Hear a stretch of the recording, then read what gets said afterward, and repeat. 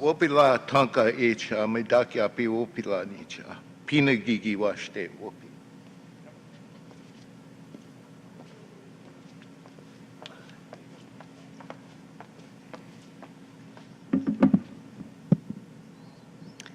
Kolamasi, good morning. My name is Shannon Holsey, and I serve as the president of my tribal nation, the Stockbridge-Munsee Band of Mohican Indians here in Wisconsin.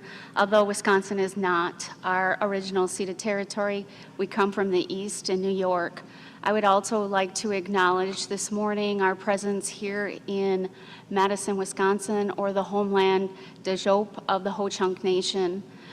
Wisconsin is made up of 11 federally recognized tribes and 1 state recognized tribes. And so we all know that this year is critically important in terms of exercising our democracy and being able to do something that our ancestors just less than a short 100 years ago were able to do in the state of Wisconsin. I think you would all agree that voting is the heart of democracy, and as long as people are given the chance to vote and to choose their representations and their stance on social and political issues, then democracy is working. That is why it is so critically important to ensure that eligible voters are registered and will exercise their right of suffrage, because if not, it defeats the purpose of democracy. In Wisconsin, you are still able to, we are 2 short weeks away from a national election, and you are still able to show up to the polls on the day of voting and register. So I would encourage all of you to make sure that you can go to wisconsinvote.gov and check to make sure you are registered or that you update your registration, your voting registration, but please make sure that you exercise that democracy. You know, when we look at democracy and how people can exercise that democracy, it is not a noun, it's actually an actionable adjective, and it requires all of us. You know, it's like giving a hungry person bread, but sealed in a steel box. And when a society that makes voting hard for people, it's a pretentious democratic society. And diverse representation matters. We all know that the world is extremely diverse. 51% of all people in the United States consist of women of vast backgrounds. And here in Wisconsin, the minority is now the majority, especially like my nation and others. We have diverse backgrounds of different cultures, languages, and traditions, but it's extremely important as U.S. citizens we show up and we vote. You know, I believe that diverse representation really does matter, and I believe this is going to be one of the most critical times in our lifetime, long-standing the systematic barriers that underpin differences in our very diverse communities. And so I would say this: if there is any hope of altering the future, it will be only when we can understand our birthright and articulate its reclamation. And when we look around and we see all of us instead of some of us, and when we begin to question the inequality, and when we are appalled by the reality of a specific ruling class that denies us just that same equality, but universal freedoms, we have the ability for all human beings to live free, equal, housed, nourished, and access to basic needs like affordable housing, health care, and proper education for our children. You know, it was once said that the oppressor would not be so strong if he did not have the accomplices among the oppressed. And really, especially in Native American communities, we all know that that means that we all have to show up and we have to exercise our democratic process of voting, which is sacred and something that our ancestors have fought so diligently for us to have. So it is Native American voters, and we've proven this in the last national election, and communities of color now make up a vital part of our demographic forces, reshaping American politics and discourse in key areas. Democracy is about what voting can deliver. United like never before, we rise together arm in arm to equip all Indigenous peoples and our communities of color in an environment of inclusion with the tools that we all need to become architects of our own futures through a holistic approach of advocacy, movement building, and fostering a world of justice and equality for all people and the planet. And at the end of this week, thousands of partners in every state across the nation will come together to celebrate our democracy, lift up voters, and change the culture of voting in America. And you certainly don't want to miss out. Tomorrow in Madison starts the early voting. And please, again, I urge you all to go and check and make sure you're registered. And if not, make sure that you exercise your democracy and show up to vote. Anishik.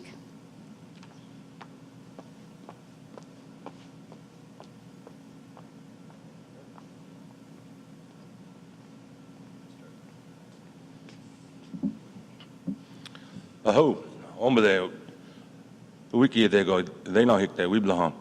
Hello, thank you for allowing me to be here and speak today. My name is Larry Wright Jr. I'm the newly appointed Executive Director for the National Congress of American Indians. And for those that may be unfamiliar with NCAI, we're the largest, oldest representative organization made up of tribal nations and representing the interests of more than 9.7 million people who identify as Native and are citizens of federal or state recognized tribes. Through a variety of initiatives and programs such as Native Vote, NCAI strives to ensure that our members and the Native population at large are well informed and engaged on issues affecting the well-being of Indian country and tribal nations. I want to begin my remarks today by talking directly to my fellow American Indians and encouraging them to get out to vote. Vote in your tribal elections, your state elections, and federal elections.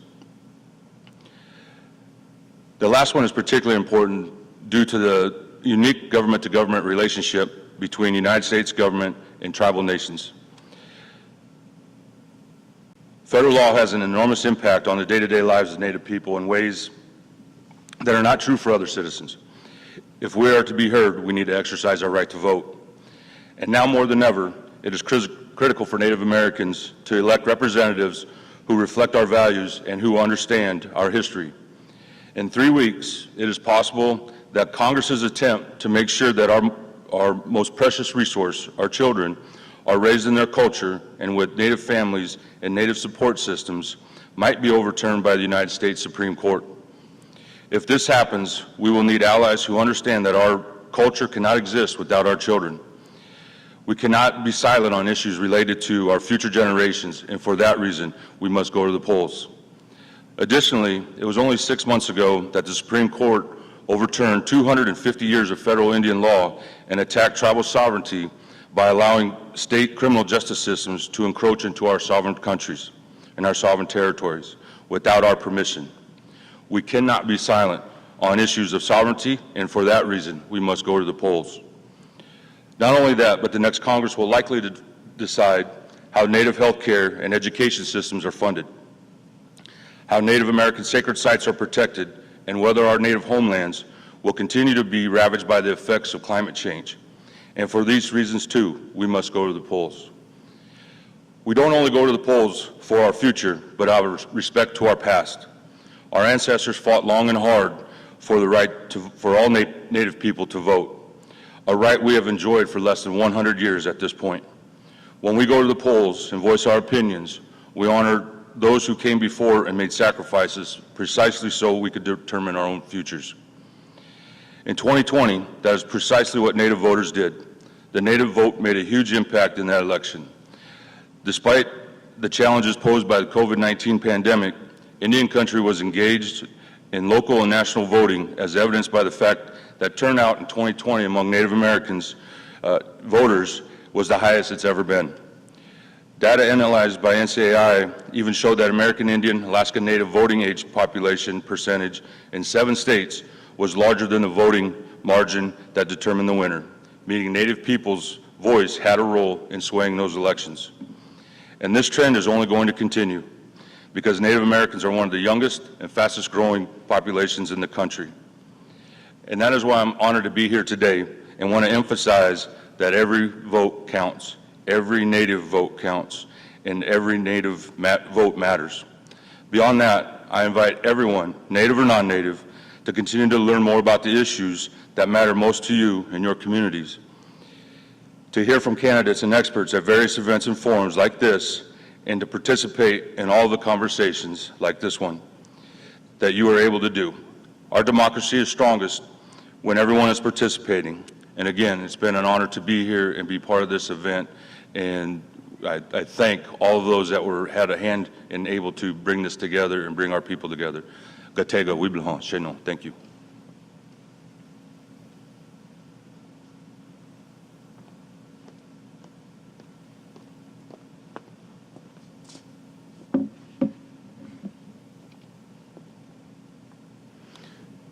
Good morning. My name is Don Ragona. I am the Director of Development and House Counsel for the Native American Rights Fund. And I want to welcome everyone here, those folks watching online, to the 4 Directions Tribal Nations of Wisconsin Electoral Candidates Forum 2022. I want to thank our co-sponsors as well for putting this on. 4 Directions, Native Vote, the Tribes of Wisconsin, and of course, the National Congress of American Indians. Without these organizations, without these nations, we couldn't do these types of events and we couldn't be here today. So with that, a little bit about the Native American Rights Fund. We are the oldest Native law firm in the United States. We're the oldest and the largest. Founded in 1970, the Native American Rights Fund represents tribes, organizations, and individuals on matters of major importance in Indian country. We've represented over 235 federally recognized tribes in over 31 states in our over 50 years of existence. One of the major cases, major items that we've been working on is ensuring that Native people have the right to vote. Since 2006, beginning in Alaska, the Native American Rights Fund has fought hard to ensure that all Native people have access to the polls, have the ability to read all the polling materials in their native languages, and to make sure that they have access to polling places and being able to register to vote. Voting is so important to Indian country. It's not only a way to exercise our rights as American citizens, which we became in 1924, but it's also such an important way to protect our sovereignty and to protect our nations. Native vote matters, and we've seen that in a number of elections where we have had large populations of Native peoples. And that's not just on reservations. That's also in the cities where a lot of Native people live as well. And why is that so important? Well, very, very simple. If we don't have representation, either our congressmen or senators or state representatives representing our concerns, our views, what's important to Native peoples and Native nations, and if we don't have Native candidates running for office, advocating for all people in their jurisdictions, but also carrying our messages and our voices as well. If we don't have a seat at that table, then we're going to be on the menu. Participation by Native people in voting is key and it's important. And I don't think it's ever been as important as it is going to be this year in 2022 or in 2024. So with that, I'd like to, again, welcome everyone for being here. I want to thank the candidates who've agreed to come down to answer the question of our distinguished tribal leadership representative. And I really would hope that folks listen to their answers, listen to what they have to say, because these are the folks that might be the ones to carry our messages. And it's so important that they do. So with that, thank you, welcome, and I look forward to speaking and meeting as many of you as I can this afternoon. Have a good day.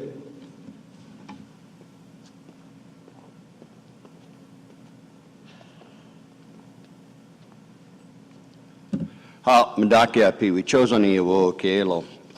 morning.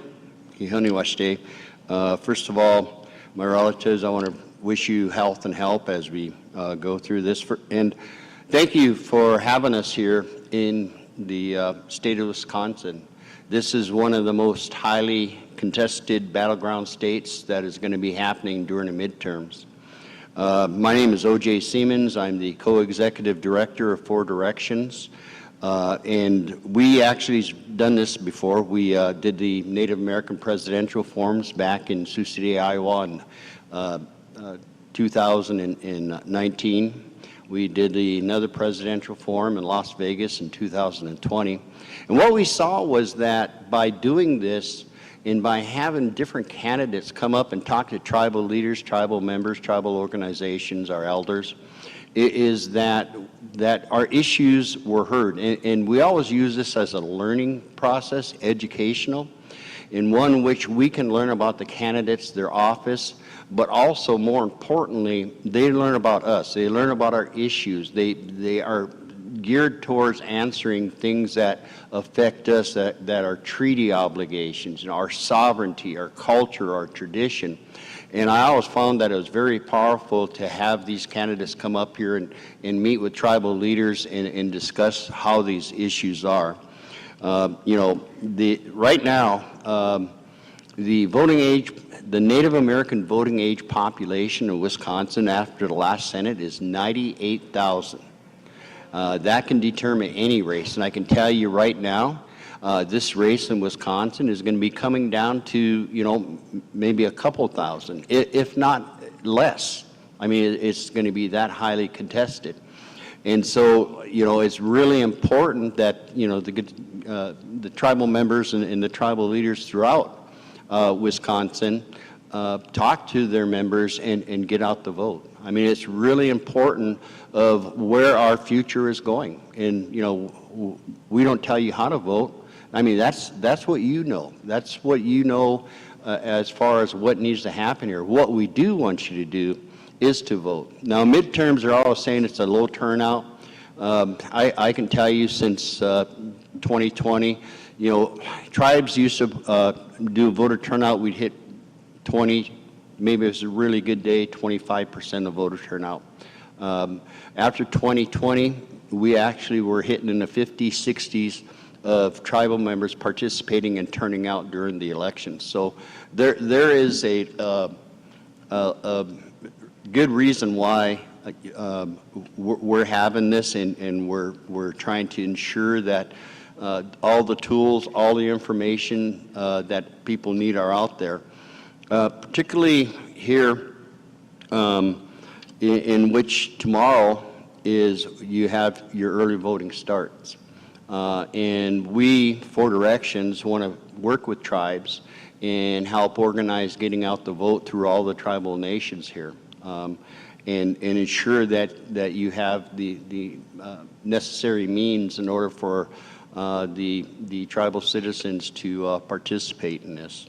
So with that, the first guest we're going to have today is the governor, Tony Evers, and he is going to be come before the tribal leaders to talk about issues that affect Wisconsin. So back home, we have a saying, ours is hokahe, is let's do it, and then the movie's got a hold of it and says, good day to die today. So I mean, so when I say hokahe, I guess it's whatever you decide today. It's either let's do it or it's a good day to die. I think I'd rather do it today. So with that, Wopila, really appreciate everybody's participation in this, and we will wait for the governor and get ready for him. So, pilama pilo.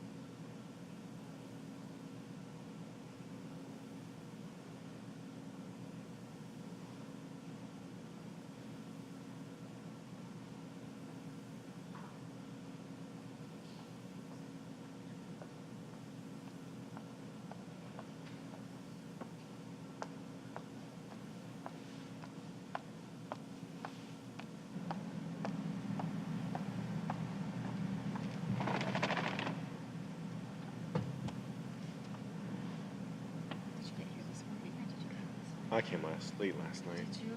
about a little after 11. And before, yeah, when we have a break, we'll make sure that you connect with Chairman Wright, because then if you guys need stuff when you're in DC, he can help source it for you. Okay. You know.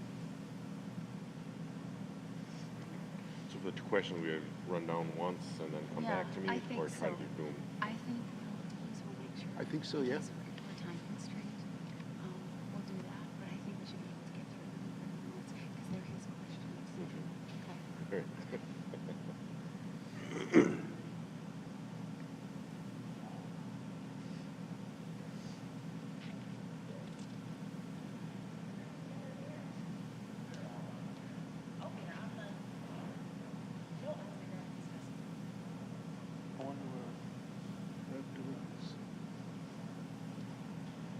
Was she early? Because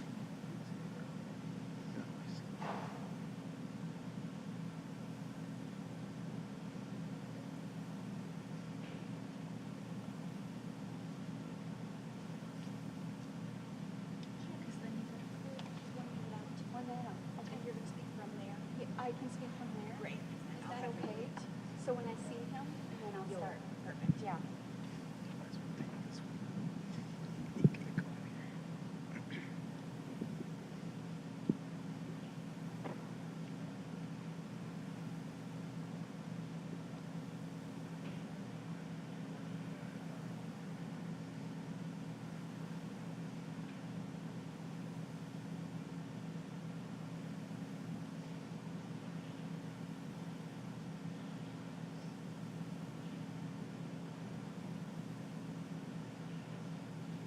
I should ask him if he wants to take opening remarks first or after. We'll give him time to do that too, in case he wants to say something, right?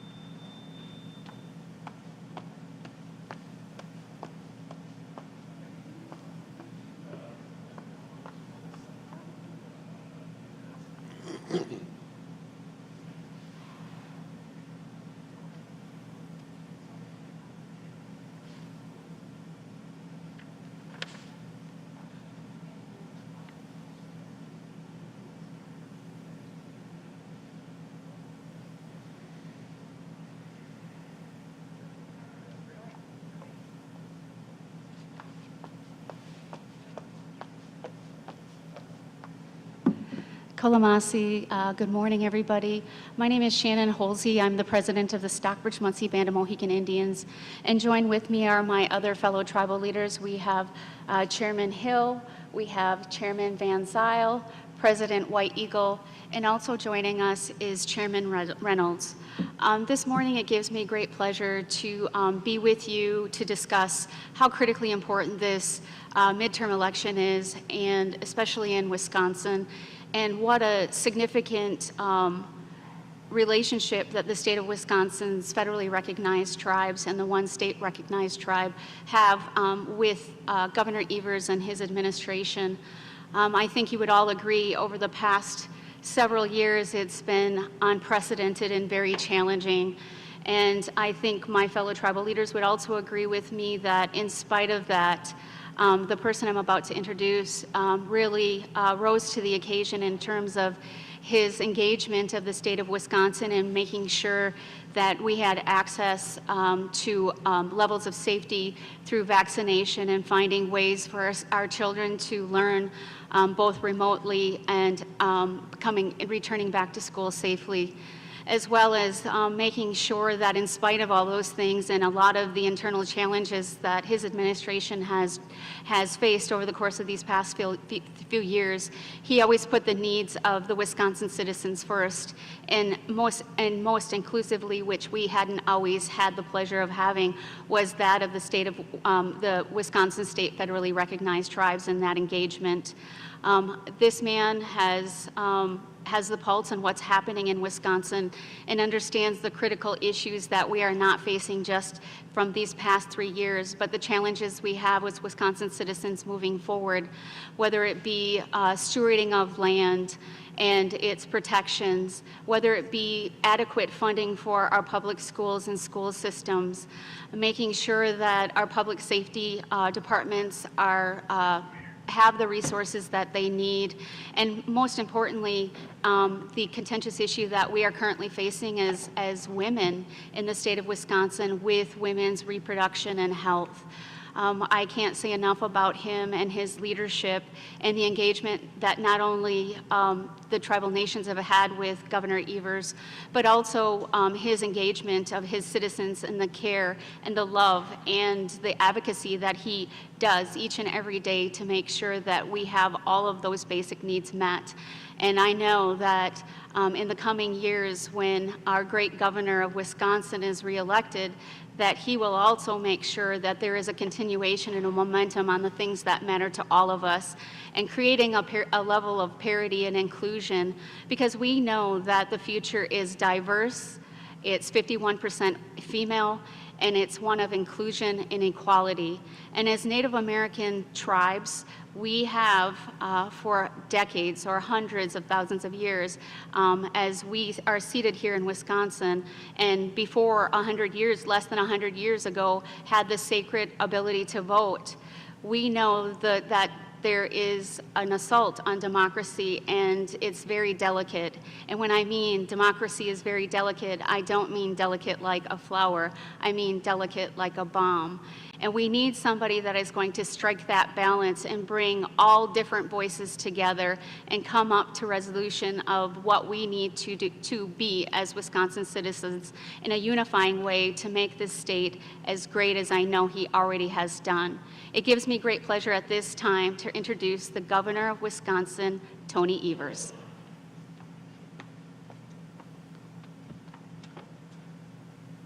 Thank you, President Holsey. And first of all, I really appreciate the opportunity to talk about our relationship with the sovereign nations in the state of Wisconsin. And that the word sovereign is something that's really important to me. I came into this position understanding that sovereignty is the issue here. And I've always felt that all the tribal nations in Wisconsin were sovereign, and I hopefully treated the leaders of those nations as equals. And as a result of that, we spend a lot of time together. Monthly, we do phone calls or we're together and talking about the issues. During the pandemic, we met sometimes daily to make sure that the people that reside in the tribal nations are kept safe and healthy during that pandemic. A couple of small things that, frankly, we did through executive order. One of them was to create an Indigenous Peoples Day in October, and that happened in 2019. In 2021, I issued an executive order officially apologizing on behalf of the people of Wisconsin for the boarding schools that occurred within our borders. It was a shameful time for our state and frankly for our country.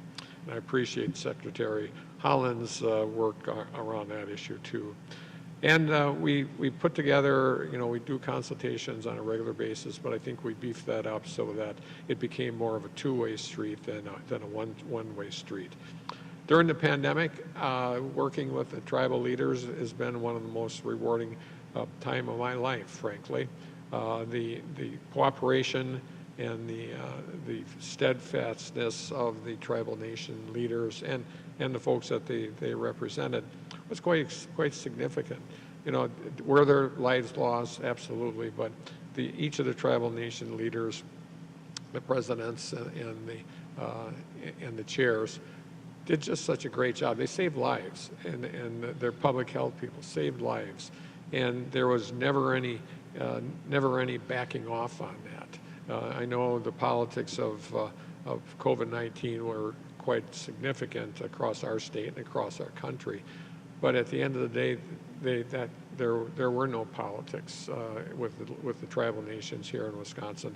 Our work with them was always, let's save lives. Let's do it the best we can. Let's get vaccines in people's arms. And like I said, we did lose lives, but at the end of the day, we also saved many lives.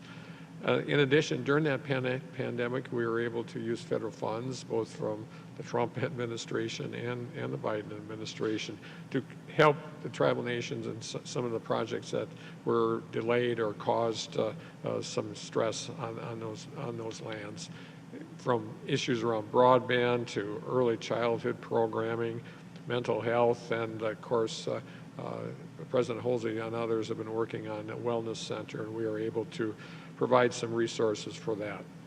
So I am very happy and proud of our relationship, and it is one of equals, and will continue that way after I'm elected. Just a couple things that I think should concern people in Indian country with this election. My opponent has taken some really extraordinary radical positions.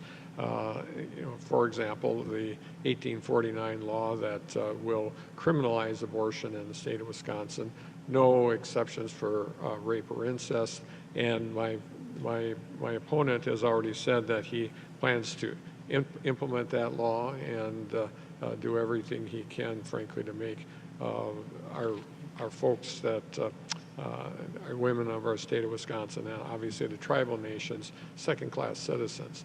That's not where we should be.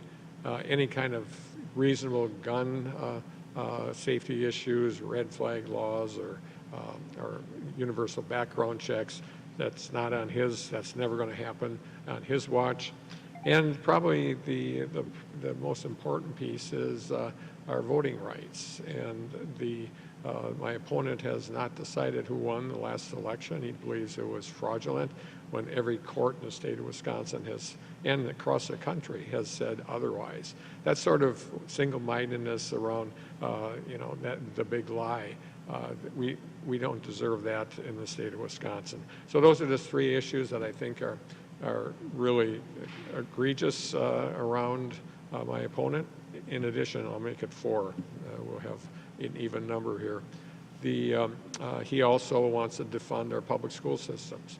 And our public school systems are obviously what's best for our kids is what's best for our state. And if he's going to defund them, that is not going to be good for them or for our state of Wisconsin. So with that, I'll be glad to answer any questions the panel might have. Thank you, Governor Evers. We have a few questions for you, and thank you for being so gracious to entertain them. We'll start with Chairman Hill. Good morning, Governor Evers. How would you ensure that our communities have clean water and a safe environment for the future? Yeah, that's a critical question, not just for the tribal nations, although I think there's an added piece there because our tribal nations have always respected our environment and our clean water and clean land. We will continue to work on that, but I will say some of the things that kind of fall in between and not let us move forward in a better way is our Department of Natural Resources Board, where unfortunately the Republican majority in the Senate has decided not to approve my appointees. And small result is that we've been able to, we are unable to actually set any kind of standards on PFAS, which are really a bane of our existence here in Wisconsin. And because of that, it makes it even more difficult for us to regulate that. That said, we're going to work with tribal nations and others across the state of Wisconsin to do the right thing. Obviously, I've had some success with farmer-led watershed issues or groups that work together with neighbors to make sure that farmers are using the right techniques to keep the land safe and our water clean. But we've got a long way to go. Obviously, our work with the tribal nation and tribal nations and their leaders will be a top priority going forward. But we need some help on the Board of Natural Resources Board, so that we can set some standards. Thank you. Chairman Reynolds. Thank you, Governor. My question to you kind of comes on a personal basis with my grandkids, but my question, I'll keep it short. What are the plans for public schools and ensuring that they're getting the resources that they need? Yeah, great question. And I've 9 grandkids, so I could talk forever about them. Yes, I mentioned my opponent wants to defund our public schools, and that's no kidding. 40% he wants a cut of 40%, which will essentially destroy our public schools. I have worked with the state superintendent to propose. We will be proposing a $2 billion increase for our public schools in the next budget. That $2 billion, there's lots of moving parts there, but certainly making sure that there's the highest level of funding for our kids with special needs. That's for 15 years, that's been a problem. And in addition, $250 million that will be for mental health services in our public schools. Obviously, the pandemic has exacerbated that, and but that $250 million would be an ongoing. It'll be an ongoing categorical aid, so it's not just a one-year thing. So funding is important. I know people say, well, why is that important? Well, you also have to do is look at how many people how many school districts are going to referendum in a couple of weeks. And they're obviously telling us that we need more money.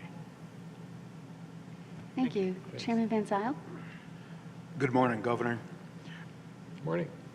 In your first term, you have talked about fixing roads, increasing education funding, and lowering taxes. What are you going to do for Wisconsin in your next 4 years? Yeah. Great question. We brought broadband to a large number of people in the state of Wisconsin. About 380,000 households now have broadband that didn't have it before. We fixed the roads, of course, but those two issues are ongoing. Any kind of infrastructure is ongoing. Certainly the Biden work that they did in Washington, D.C. is going to help us fund some things. But we need to make sure that remains a strong piece. Yes, 387,000 we did bring broadband to their households. But the fact of the matter is we still have at least 600,000, and these are the most difficult ones going forward. So we have to continue that work. Public education, as I just mentioned to you, that is a top priority for me. And if I had a magic wand, and it's unfortunate that I need a magic wand on this issue with health care, but we are one of 12 or 13 states that has not accepted Medicaid expansion. When we put it on any kind of poll, 70 to 80% of the people in Wisconsin agree with me. We can take that for no. All we have to do is send them a letter, and we need the legislature to approve it, of course. That we would be able to bring high quality, extensive health insurance to over 126,000 Wisconsinites. In addition to that, we would get other resources to deal with lots of disproportionate health outcomes that we have all across the state, including in our tribal nations. I think it would be just an extraordinarily big success for us if we were able to do that. Need some help from the Republican side, though, to do that. Thank you. Okay, President White Eagle. Yes. Good morning, Governor. Morning. And thank you for your time today. How would you describe how you have supported the tribal community in your first term? And then what are your plans for a second term? Yeah. Well, as I said before, one of the things I'm most proud of is that our working relationship with the leaders of the tribal nations and also their constituents. I think I know we have a good working relationship. And that goes back to the big S word, and that's sovereignty. I will continue to operate that the sovereign nation, that the tribal nations in the state of Wisconsin are sovereign through treaties that were done with the federal government. And also, I just think it's the right thing to do. We've got lots of opportunities to have even more successes in the future. We're going to continue to meet monthly at minimum and talk about the issues that are impacting the nations, plus Wisconsin, and how they intersect. And also, obviously, as much as we can to, a lot of the gambling revenue that comes to the state of Wisconsin from the tribal nations it's a significant amount of money. And we've tried twice now to move some of that back into the tribal nations to fund some of the services that they need. Not always successful because of the Republicans in the budget-making process. But we'll continue to do that too. I mean, clearly, the money that is made through gambling and through the casinos needs to be shared with the tribal nations. Thanks. Thank you. My question for you, Governor, is Wisconsin, you talked about this previously, Wisconsin has that 1849 near total ban on abortion. How will you work to protect abortion access and reproductive rights? Yeah, that's a real important one for me. As I said, I may have said before, 7 of my 9 grandchildren are granddaughters, and they became second-class citizens overnight. So it is a big deal, and Attorney General Call and I already have a lawsuit in place. It's kind of winding its way through courts. I believe that we're going to succeed in that. I think it's a well-written lawsuit, but whatever we can do to make sure that the women of the tribal nations, women in general across the state of Wisconsin, have the right to make those decisions and not have Tim Michels make that decision. If you think about how radically wrong that is. And so we're going to continue to fight President Hulsey and do whatever we can in the legal world, and also, if things go well in Washington D.C. in this election, we might be able to get some help there. But we cannot let this law be the law of the land. Period. Thank you, Governor. Governor Evers, final question from me. You've been an advocate for increasing funding for public safety. How have you supported tribal police specifically? Yeah, that's a great question. We're hoping to do something in the budget around that also, because the officers that serve tribal nations do the same work as those that don't work for the tribal nations or work directly with them. So I'm hopeful that we are able to provide some help in that realm. I know some of the questions for me recently have been around issue of maybe a retirement system or having them be part of the retirement system, state retirement system. But I know that's an issue we have to resolve. I mean, if as the next couple years play out, if the tribal nations can't compete with non-tribal counties for folks doing that work, that's a problem. And so we have to put the tribal nations in a position to compete and keep those tribal officers on the reservations. Thank you. Chairman Reynolds?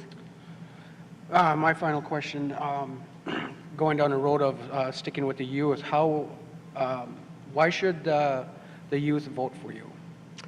That's a great idea. They say, I just was reading in the paper today how in midterms, tribal youth across the state, not just tribal youth, vote at very small numbers.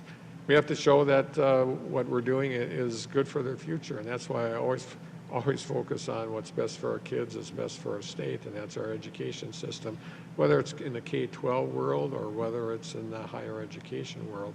And tribal nations are fortunate that they have a handful of higher education institutions. We need to be able to, help them do their job also. So as long as we keep our focus on what's best for our kids, that should be a way to get young people energized in this race. This is their future, and I think any of the issues we talked about are directly related to that future, but certainly education is one of them. Thank you so much, Governor Evers, for the time spent with us this morning. We know how critically important it is for everybody to exercise their democracy through the civic engagement of voting. But we also, as Tribal Nations, want to thank you for your continued relationship with the 11 Tribal Nations of Wisconsin, and understanding that sovereignty is assaulted every single day, and your critical understanding of sovereignty and the advocacy and upholding of it is so meaningful to all of us, but also to our citizens. And the critical areas you talked about, whether it be the need to invest in our future in public school and public safety, and making sure that we build a safe and healthy Wisconsin, as well as our most vulnerable, in the expansion of Medicare and Medicaid. We can't thank you enough for your engagement over the past tenure of your administration, and we look forward to your future endeavors and wish you the best of health and much success in your next term. Thank you, Governor. Thanks so much. Have a good day, folks. Thank Thanks.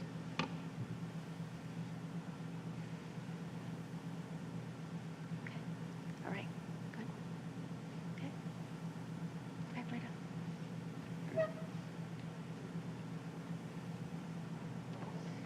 And then we have this afternoon, I think, right? Is that this afternoon or is that now? What does it say to us? Okay, the multicultural panel. Okay, so nurse mix. So we have a little break, guys. We have like 20 minutes. Okay. So we're good? We're good. So then we have a 1-minute break, and then we have a multicultural panel with Murph. We have lunch, and Douglas Follett, Arms, and then we have our panel. And if we can speed that up, we'll do that for you guys, okay?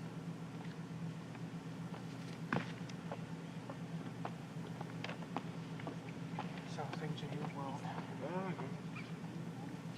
Steady. Seems like any little time we get away to come do things like this for us. It's at home too. It's just like mom and dad always used to say, as soon as the kids away, the place was there.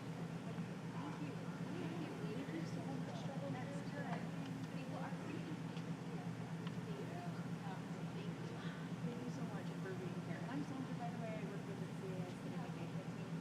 So actually, I'm running all over the country, hopefully supporting your efforts.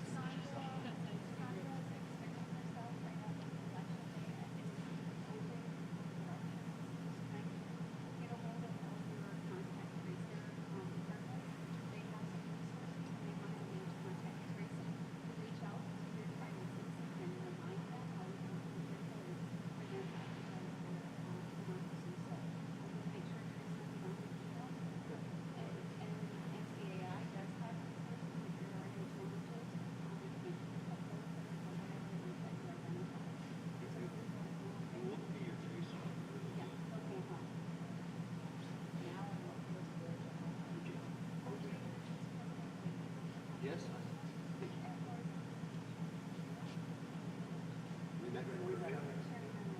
But, yeah, I really appreciate it. I did. It really looked good. I mean, the live stream, we checked it out. I mean, it was like a TV show. I mean, it turned out like that.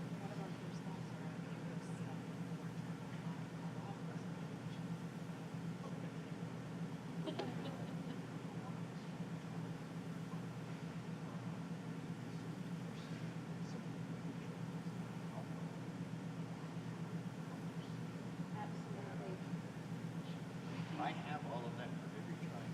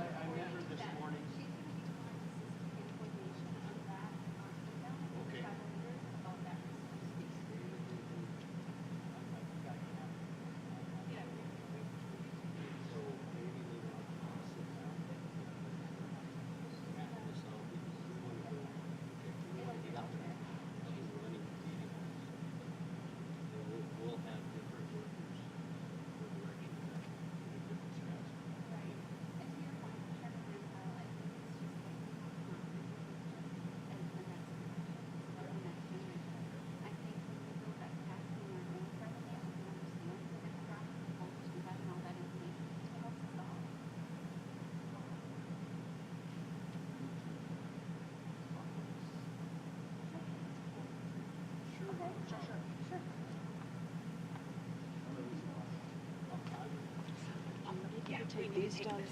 I need to reset with OJ and find out cultural panel wise who, I don't know who's all gonna be on the cultural. We could take the talking points just to bring them back up during their segment. Got it. Yeah. And there's next. Yeah, so their segment's gonna be, it's gonna be, Oh, it's this afternoon? yeah. So right here. Oh, okay. After what's his name? So we'll find out from Dawn who's gonna be on this one. but Sure. That's the next one. Okay.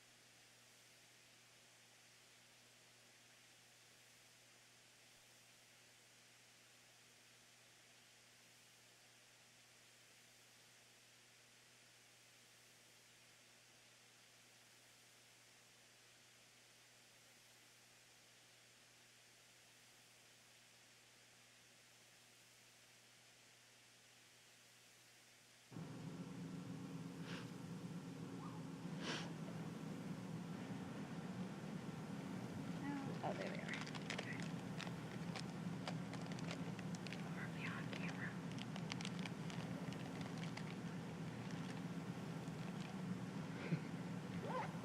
You gotta remember Indian humor. It's a trap.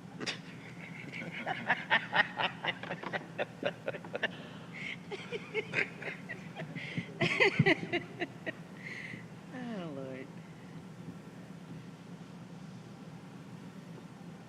Hey, is there any way to kind of like dim those just a little bit? These are theater lights, man. You gotta- Yeah, that's the grease. These are theater lights. Is Donna going to be on? Do I introduce Donna or no? That's a good question, because she said, I'm gonna be on. Yeah, She is? she's supposed to be. Where do I look to address that? Is she going to be up there? Yeah. Okay. If she shows up.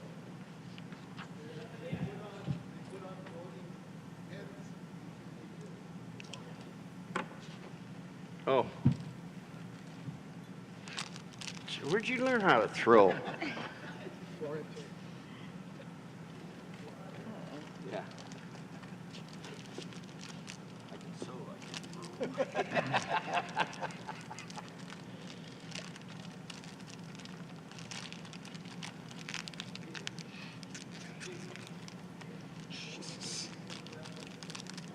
You need some lip gloss, OJ? I could use some.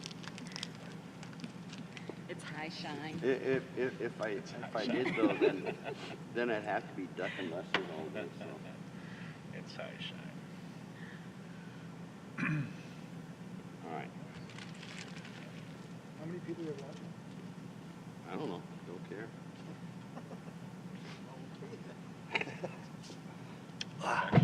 Yeah, it's a little bit better. I can, it's not so much that I need to see him, it's just that I need to be able to keep my eyes open. Uh-huh.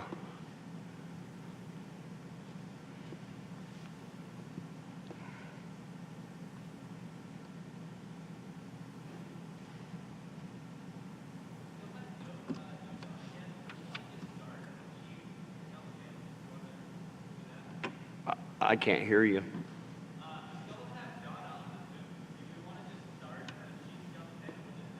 Yeah. It's him. He's the one slowing us down. So we're good to go? Well, good morning, everyone, again, and welcome to the Four Directions Native Vote and Tribal Nations of Wisconsin's 2022 Candidate Forum. Thank you for joining us today. Today's panel, actually today's only panel, is Multicultural Opportunities for Full Integration into the Political Participation in America. My name is Don Ragona. I am the Director of Development and House Counsel for the Native American Rights Fund, citizen of the Matinecock Indian Tribe of New York. And I'd like to welcome everybody here today. But before I begin, I do want to thank our sponsors for today, again, Tribal Nations of Wisconsin, Four Directions Native Vote, the Native American Rights Fund, and the National Congress of American Indians, and the Great Lakes Intertribal Council for making this forum possible. Before we go on, I do want to talk a little bit about the Native American Rights Fund and who we are and what we do in Indian country. And for those of you who may not know, NARF was founded in 1970 and led by our Executive Director, John Echohawk. It's the premier legal organization that has, for the past 52 years, provided legal representation and advice on major issues of importance to Indian tribes, Native organizations, and individuals nationwide who might otherwise have gone without adequate representation. NARF has successfully NARF has successfully asserted and defended the most important rights of Indians and tribes in hundreds of major cases and has achieved significant results in the critical areas of tribal sovereignty, treaty rights, natural resource protection, and Indian education. NARF's headquarters are in Boulder, Colorado, with satellite offices in Washington, D.C. and Anchorage, Alaska. One of the major focus areas for NARF is the protection of Native human rights. The right to vote and participate in the democratic process is also a human right. And in 2013, the United States Supreme Court invalidated an entire Voting Rights Act section, and NARF and other civil rights groups took action and founded the Native American Voting Rights Coalition to begin work on a congressional amendment that would restore protections for minority voters, as well as reviewing the laws of many states who have enacted laws that could impact the ability of Native people to vote or even register to vote. Over the past several years, we've seen more and more efforts on the parts of state legislatures to interfere with our rights as United States citizens to register to vote, or to actually interfere with the very act of voting itself. This is not only happening to Native people, but also to other communities of color as well, who are experiencing similar issues. We are living in a time where it seems more and more like American democracy is sliding towards minority rule, and you don't have to think long or hard to figure out why that is. Additionally, as more and more Native people and people of color are beginning to run for public office, we are hearing that they too are having to climb over obstacles that are being placed in their paths as they try to run for public office. Our panel today will be highlighting some of these issues, the obstacles these folks are facing, and hopefully introduce some strategies on how we can push back against the effort to suppress our rights as American citizens to participate in the political process. Joining me today on our panel, we'll start from the furthest end over. I'd like to introduce Dallin Mabee. Dallin is Northern Arapaho in Seneca. He is the Assistant Director of Development at the Native American Rights Fund in Boulder, Colorado. Thanks for joining us, Dallin. Next to Dallin, we have Jeannie Abrams McLean, President of Faircount, Georgia. Faircount, Georgia, founded in 2019 by Stacey Abrams and anchored in Georgia, works to build long-term power in the communities that have been historically undercounted in the decennial census, underrepresented at the polls, and whose communities are often torn apart in redistricting. Welcome, Janine. Thank you, Don. I'd like to also introduce to Janine's left, Oliver Siemens, O.J. Siemens. O.J. is the co-director of Four Directions Native Vote, founded a little more than 25 years ago in 2002. And Four Directions Native Vote represents a way of life that Lakota maintain, and the circle of life we as individuals participate to better ourselves and better our communities. And they are out there making sure that Native people can have the right to vote and are able to vote. Welcome, OJ. And I'd like to introduce our final panelist, Donna Siemens, also a Sichangu Lakota. She is the Grassroots Director of Four Directions, Inc. So once again, welcome Donna and welcome panelists. So let's get started. And before you give your answer, if you would like, tell us a little bit more about your organization as well and what you're doing and what's in your own communities.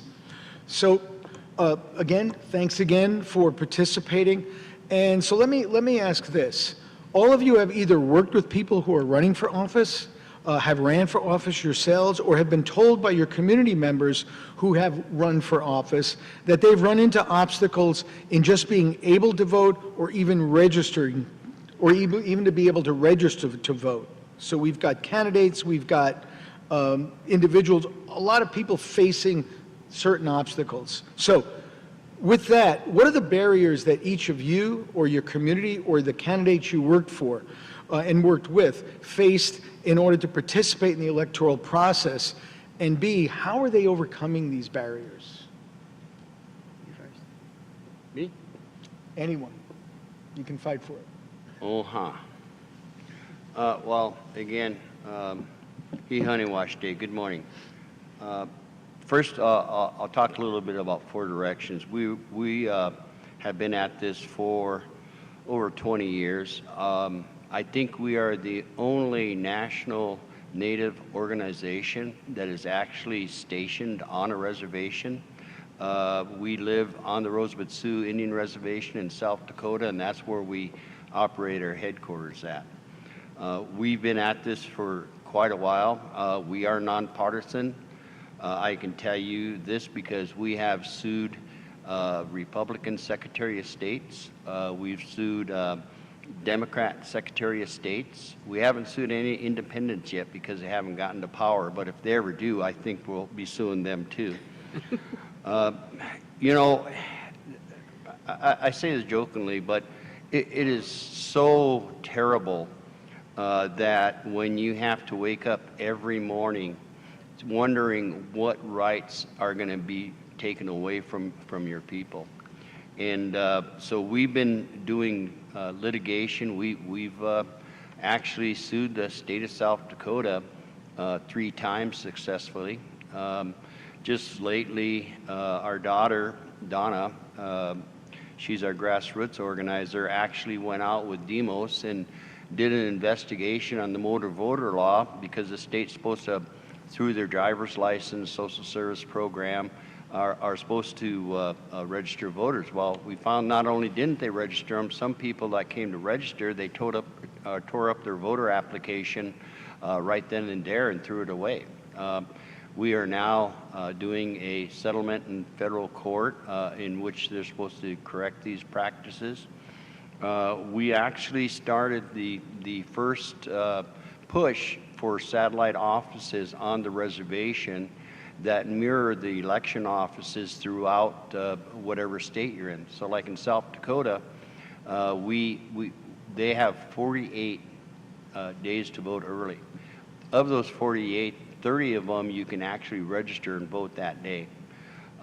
If you lived on a reservation, if you wanted to participate in that, you would have to drive over 100 miles at the nearest location, sometimes round trip, sometimes it'd be 200 miles round trip.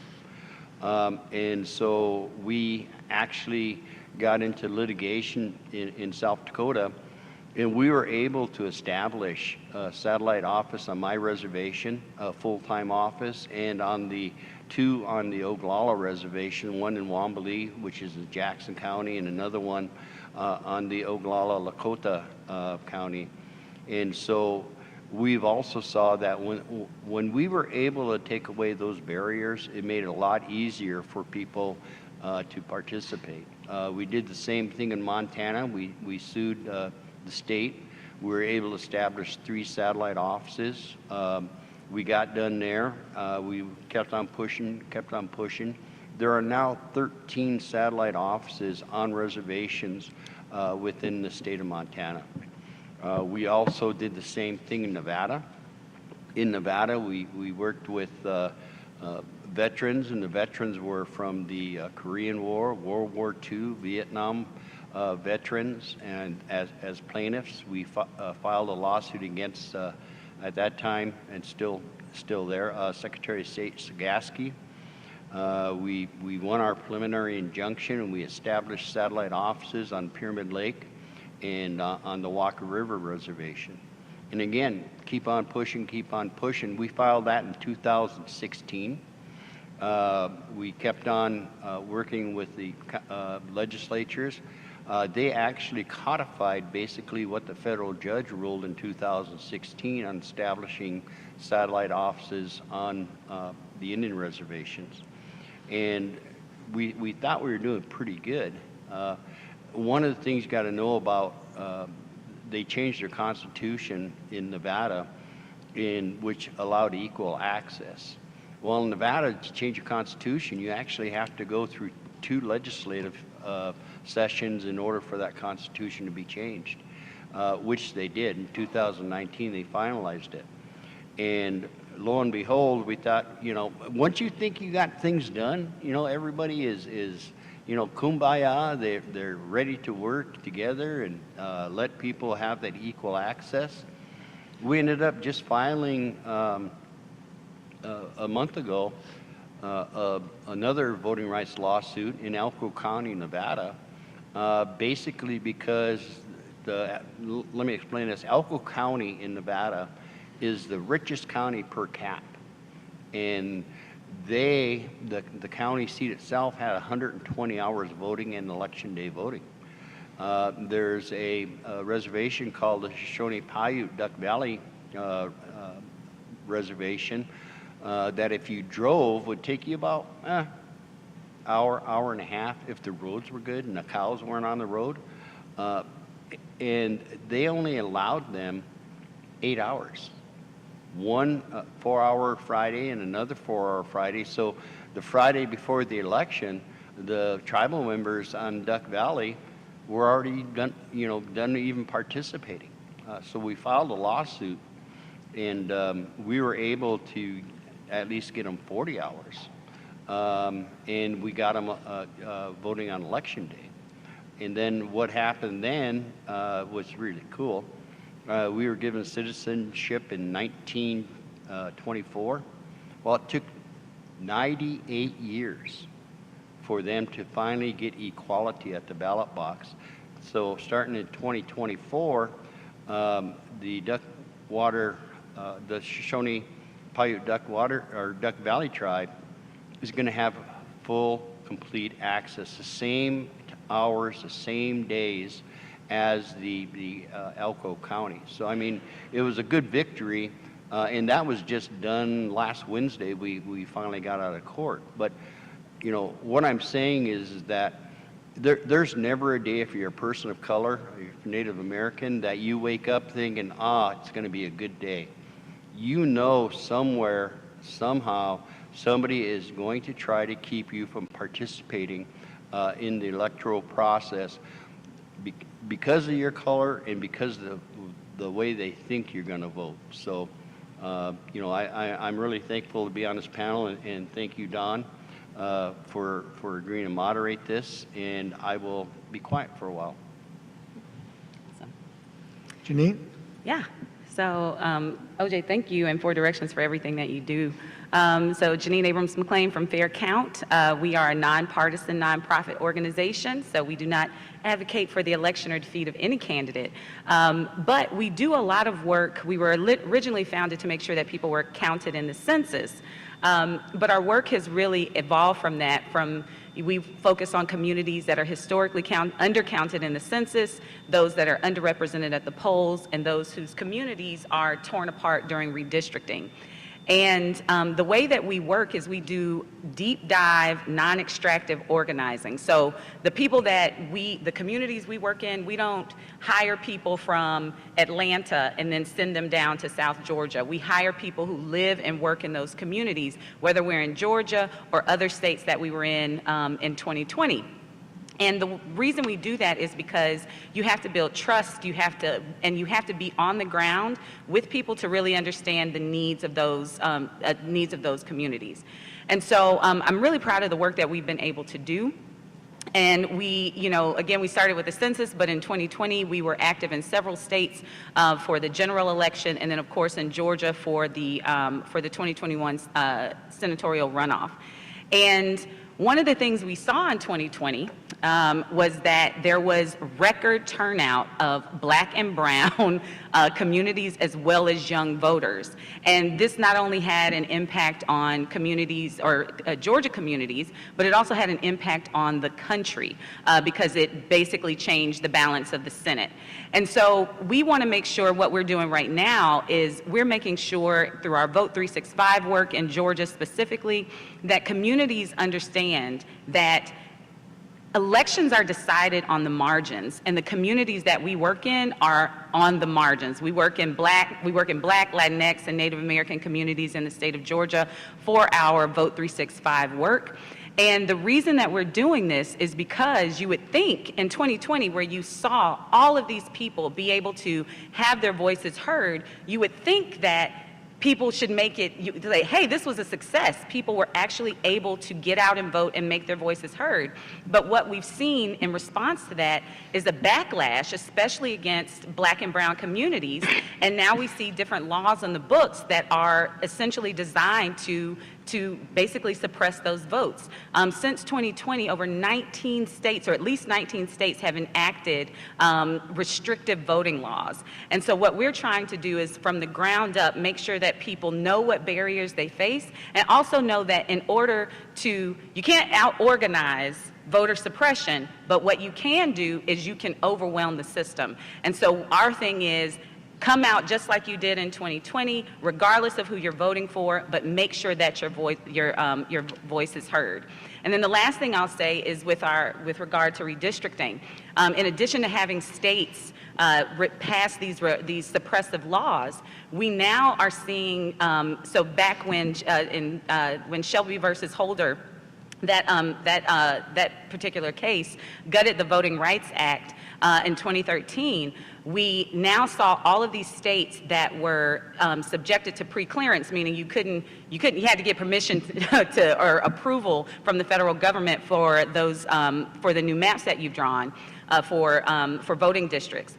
After that, we again saw all of these states, Georgia included, where we have, basically more suppressive laws being written. And now there's a case in Alabama, the Merrill case, where the last bit of teeth of the Voting Rights Act, Section 2, which basically helps us fight against racial gerrymandering, is now on the chopping block to be potentially gutted. And so what we have to do in this case is still, if we don't have any way through the Voting Rights Act to protect our communities, again, the way that we fight back is to make sure that our voices are heard consistently. And so that's what we're really trying to do in Georgia and across the country. Great, thank you, Janine. Dallin, I know you know a little bit about some of NARF's work regarding redistricting and some of the other issues that were brought up by our other two panelists. Do you want to elaborate a little bit more on that? Sure. Thank you, Don and Janine and OJ, for your words. Don started off our conversation talking about many of the challenges and obstacles to Native participation, to minority participation in elections at the local and federal level. I don't want to rehash a lot of those concepts because they are very similar across the board, regardless of state, regardless of size of your community. But what I would like to talk about is what do we do now? How do we address some of these historic harms, some of this gerrymandering and voter suppression efforts?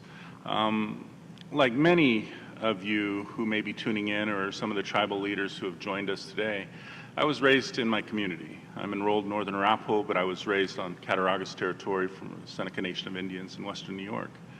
And I heard a lot of the paradigms and conceptual pessimisms about colonization and being involved in political processes that have historically harmed our people.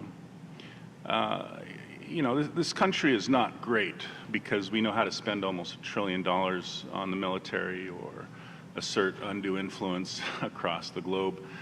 We're great because of our diversity and our willingness to open our arms to historical concepts of inclusivity, and whether we've met that or not over the ages is another conversation. But here we are, a country that is very diverse. We speak many hundreds of, if not thousands, of different types of languages. We have cultures represented in ways that we haven't seen historically, including tribal leadership in some of the greatest positions in this political structure than we've ever seen. And tribal nations, we know how to survive. We know how to endure.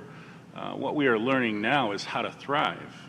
And that paradigm that somehow my vote doesn't matter, it's a colonized construct. It was one that I was led to believe for most of my teens and into my adult life, that somehow my vote doesn't matter and that my simple participation in these political processes was an act of colonization.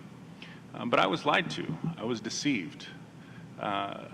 Political participation is one of the best acts of individual sovereignty that we have. We talk about sovereignty a lot as tribal nations, the simple act and ability to simply do and live according to our traditions and culture. When it comes down to brass tacks, that's all tribal nations want. We have our own languages, our own ceremonies. We live and have a special relationship with the United States. But we just simply want to live as our ancestors have lived for hundreds of years. But how do we do that? How do we thrive in this current political structure where there are very real obstacles to our participation? How do we have representation that understands the unique challenges of our communities if our own communities aren't represented in those representatives? We were lucky enough to have Governor Evers come here and speak with our tribal leaders to talk about some of the ways that they can make some of those changes, but it must include participation from each and every one of our tribal members. So for over 52 years, the Native American Rights Fund has represented the legal advocacy needs of tribal communities across the nation. We've represented almost 300 of the 574 federally recognized tribes in a variety of areas. We are thought leaders in the area of federal Indian law. We've been blessed to see it evolve and grow to what it is today, and it encompasses everything from environmental law to sacred site protection to education and child welfare issues, and most importantly, voting rights and social justice. You know, as these very challenges that were the impetus for the creation of the Native American Voting Rights Coalition with NCAI, when they tried to address the question, why aren't tribal members participating in local and federal elections? Well, there was this paradigm that somehow our vote didn't matter. There was physical obstacles of distance and a lack of polling places convenient to tribal reservations and tribal communities. There was discrimination and racism and voter intimidation at the polling places in the communities right off reservation territory. And so they began to create these conversations with tribal leaders across the country to determine, how do we overcome these challenges? How do we start to change that paradigm that somehow our vote doesn't matter? And we started to see shifts. When we started to see participation at the local level, we started to see representatives, people on school boards and state legislatures who could address the needs of their community as passionate advocates. They were from those communities. And so NARF's work, much like OJ's, is nonpartisan. We have sued and litigated on both sides of the aisle, and we will continue to do so because tribal interests must come first. I love seeing the political process of tribal communities because it is truly representation by the people, regardless of experience, education. If you are fortunate enough to serve in those positions, you are representing the very people that you are from. And so it should be at a state level and at a federal level. And as Janine mentioned, elections are decided on the margins. When your community of 1,000 people who can vote has a direct impact on an election that was decided by 500 votes, you bet your election, your participation matters. And so, you know, I would invite our tribal leaders, our tribal members who are tuning into this conversation today to really educate yourselves about what some of these issues are, and specifically the issues within your own communities. If you have constituents and neighbors who don't participate, find out why. These are your loved ones. If you do not exercise that individual sovereignty, let alone that community sovereignty, you give your power away to somebody else. And more often than not, it's a corporate interest or maybe a political interest that may not align with your own values, the values of your community. And so we must address these kind of things. NARF has a very robust voting rights website that can disseminate issues. You can learn about redistricting, what it means and how it's related to the census. You can see some of the casework that we're currently litigating now to address some of these voter suppression laws. On its face, a lot of these voting laws appear well-intentioned. But when it comes down to the reality, it is often very disenfranchising, and it probably is very calculated. As I mentioned before, we're in a fight to figure out how to thrive now. We have survived, we have endured, but we must thrive, and we can do so by simply engaging in this political process. Great, Dallin, thank you for that answer. Do we have Donna on the line? Because I don't want to miss her. Not yet. Not yet? Okay. Panel, let me ask you this. You know, as you're all talking, I'm listening to what you're saying, and you know, it's a hard road because the obstacles that are being put in front of us. Earlier today, before coming here, I'm watching the news, and they were reporting on what's going on right now in Nevada. and obstacles to allow, because early voting has started. And we're starting to see, it appears at least there, an escalation in intimidating people to vote or from voting. I've seen on the news they had people camping out in front of the drop-off boxes, taking photographs, things like that. And again, they're just reporting on Nevada. Just briefly, are you seeing that in your states? Are you hearing that? Do you expect that? And why do you think this is happening? Why is there an escalation? Well, I was going to, we recently did a report, we do a Pandemic to Prosperity report, Southport report with some of our partners. And one of the indexes that we recently looked at is the cost of voting. And when you look, especially across the South, but even for Wisconsin, Wisconsin is ranked number 47th in the nation for barriers to voting. So that cost of voting is high. And all of the things that you're talking about in Nevada, whether it's long lines, whether it's intimidation at the polls by poll workers, whether it's having, I think one of the statistics that came out recently is that 60% of voters, or so basically there are 60% of the voters will have election deniers on their ballots. And so I think when it comes to, intimidating voters, whether it's, more egregious laws or more subtle laws or actions, I think that this is, again, a backlash to having a more diverse and equitable electorate, and that there are certain entities that don't want everybody to be able to have that power to vote and have their voices heard. And I think that this is what we're seeing because over the work, the work that both NARF and Four Directions and other organizations over the decades have been doing to empower voices, voices of color, we're now seeing this backlash because what's being done is working and folks don't want it to work. And so am I surprised that it's happening? No.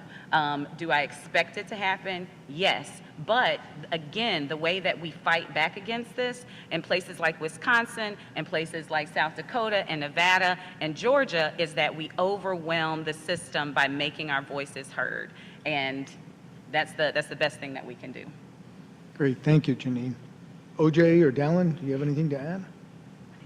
I'll jump in real quick. I've always said that voter suppression doesn't have to happen in the legislature. It doesn't have to happen in the governor's office. When you come up to vote, there's a table this big. That's when voter suppression can happen also. Whether they challenge you as your signature, whether they ignore you. One of the reasons we did satellite offices, those guys that want to camp out by a drop box on a reservation, come to mind. You're not going to be too happy at the outcome. But the other thing is tribes have their own government. Tribes can enforce their own laws, and so what you may be able to do in the state, you're not going to be able to do on a reservation. You're going to have to respect their laws, their customs, their culture, and their tradition. So, we will safeguard our elders.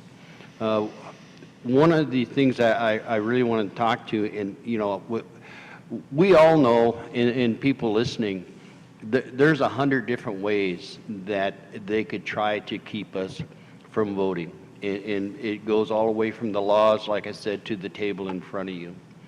But what I really want to bring up, and I think it's important, is what we do to stop it. I mean, we're always going to fight it, but what we do to stop it. I mean, like with Janine here, I mean, fair count. I mean, teaming up with probably one of the largest, most organized organizations, I say that because I'm not organized, but to see them operate and to work together to identify problems and to move forward. So it's no longer just Native Americans, you know, it's Asian Americans, it's Latinx, it's blacks. I mean, we are all working together to figure out how do we reach out. Now, you know, when we were in Georgia, you know, everybody thought Andrew Jackson succeeded. You know, there was no Indians in Georgia. Well, there was over 100,000 plus Native Americans in Georgia. And give you an example, and this is for Wisconsin too, is that in Rapid City, South Dakota, which is our second largest city, it has 200 plus members representing 200 or more tribes. And we call that our third largest reservation in South Dakota. So what's happening here is in Wisconsin, you probably have tribal nations of the 574 tribes. You probably have 300 or 400 tribal members from those different tribes here in Wisconsin. But, you know, getting back to what we do, we never, ever work anywhere. And I like Janine because she had a fancy word for it, and I can't remember what it was, but we don't send a bunch of people in. We will send 1 or 2 people in just to help and work and train. We go in and we meet with tribal leaders, and we get guidance from those tribal leaders. We hire tribal members, because what we want at the end of the day is to empower the tribe, the tribal government, the tribal leaders, and put food on their table at the end of the day. Make sure that they're at the table as one of the participants and not the meal. So I see this midterm, and one thing I heard is when you hear these polls, they do a poll of those individuals most likely to vote. Okay, my message is this to the natives. My message is to those Native Americans most likely not to vote, because you're going to make a difference. You're not making the polls, you're not making the surveys, you're hidden. And one thing I want to say, regardless of when you go to those polling places and regardless who may be standing there, we've faced genocide over and over. We're still here. We are warriors. There is nothing to stop you from taking and getting in there and demanding what is your right. And we have phone numbers, we have people, we have poll watchers. So my last thing I'm going to say is, do not think you're alone.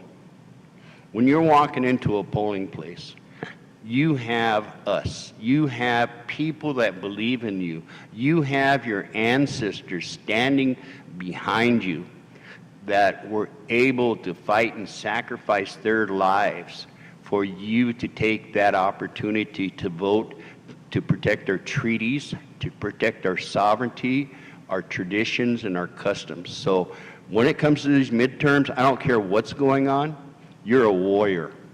And you're going to be able to walk in there regardless of what they do, and you're going to be able to vote. Great answer, OJ. Thank you. Dallin? Could you repeat the question, please? Yeah, just, it was basically, is this, you know, on the news, and Enter your specifically... meeting ID, followed by pound. Specifically in Nevada, we're seeing voter repression being accelerated through more physical activity now. And I was just wondering if you, if you've heard of anything like that happening in some of the states that NARF is in and that we're doing work in, if anyone's reporting that, and why do you think it's happening in those areas? I can't speak to my own communities. I just haven't heard anything yet, but I am following kind of what's happening in Arizona specifically. There's a very, very large Native population in Arizona, multiple tribes. And that's what's hard to reconcile, is how do we protect a political process such as elections so that they are fair, that they are representative of the people. And the argument is often made that, voter fraud is rampant, and thus the 19 specific acts of legislation, many of which we have fought against Our NARF attorneys have a great success rate at addressing some of these suppressive tactics. And I even prosecuted a little bit out of law school, so I'm a big fan of following the evidence. And if there are instances of voter fraud, then yes, let's make some legislation, some common sense legislation that doesn't disenfranchise, that doesn't suppress. But that's not what we're seeing. We're seeing, again, marginalization of our communities and their participation in these processes. When we wonder why there's still revisionist histories about our people and about our contributions to this country, it's because we don't have people on school boards determining education curriculum.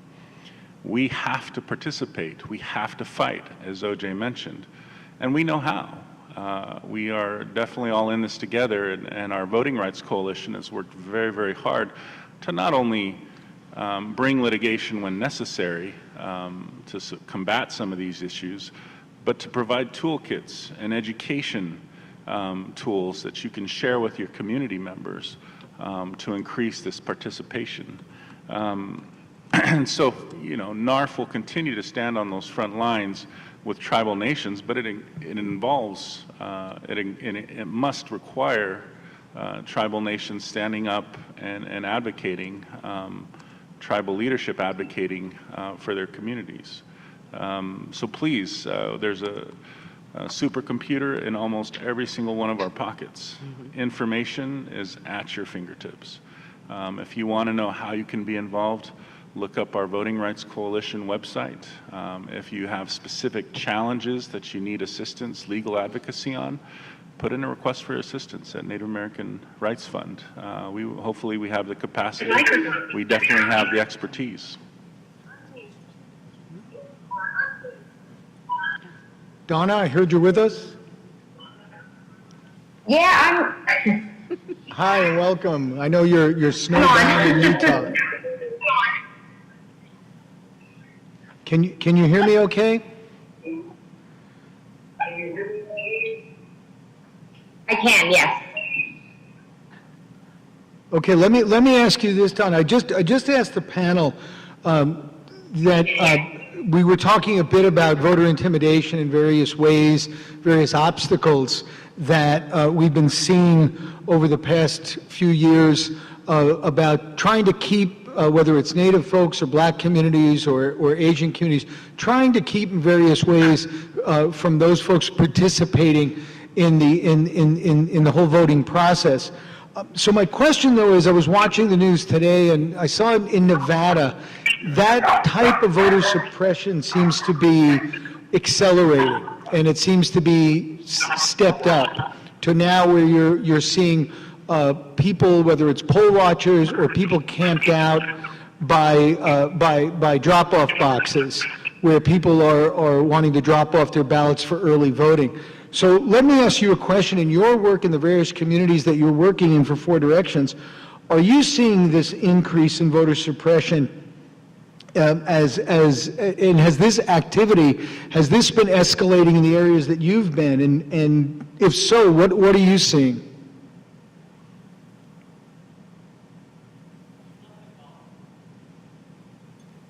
I'm sorry? She left the call. Okay.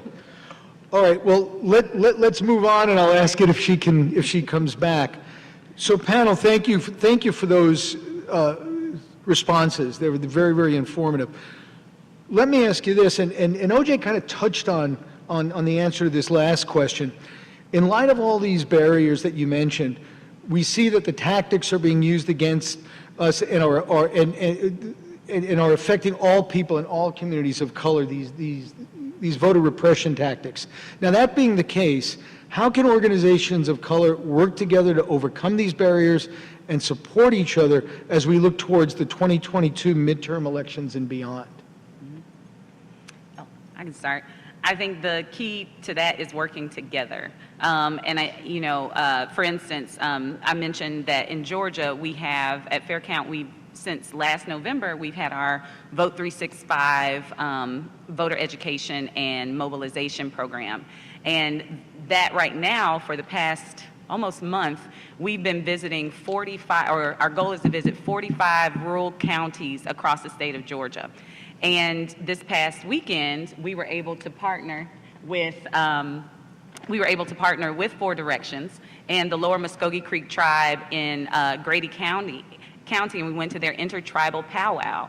And we were able to go there. There were hundreds of people there. There were Native Americans, Latin American or Latinx communities, Black communities, white communities. And we were able to, with support and partnership with 4 Directions, we were able to give people educational information about when to vote, how to vote. We have an elected officials pamphlet that literally lists all of the different positions that are on the ballot in one sentence about what it is, and then a few ways that it impacts people. So if we had people come up to us and say, oh, well, you know, I don't know, like, why are our roads so raggedy? We could say, hey, if you want to know about road quality, you need to be paying attention to your state representatives and your county commissioners.